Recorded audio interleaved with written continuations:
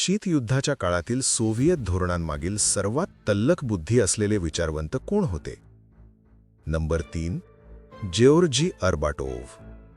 ज्या माणसाला अमेरिकेबद्दल अमेरिकन लोकांपेक्षाही अधिक चांगली समज होती, त्यांनी सोव्हिएत नेत्यांना सल्ला दिला, दीर्घकालीन रणनीती आखल्या आणि देतांत म्हणजेच तणावमुक्ती व शस्त्रास्त्र नियंत्रण धोरणामध्ये अत्यंत महत्त्वाची भूमिका बजावली.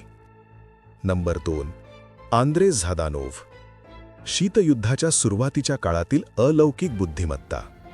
त्यांनी झादानोव्ह सिद्धांत मांडला, जगाला वैचारिक गटांमध्ये विभागले आणि सोव्हिएत परराष्ट्र धोरणाचा प्राथमिक मार्ग निश्चित केला. नंबर 1. युरी आंद्रोपोव्ह. सोव्हिएत नेते बनण्याच्या बराच काळ आधी त्यांनी सुरक्षेवर आधारित परराष्ट्र धोरणांची आखणी केली होती. ते पाश्चात्य जगाच्या चाली एखाद्या बुद्धिबळाच्या खेळासारख्या ओळखायचे आणि पूर्व युरोपमधील सोव्हिएत प्रभाव टिकवून ठेवण्यासाठी त्यांनी मार्गदर्शन केले.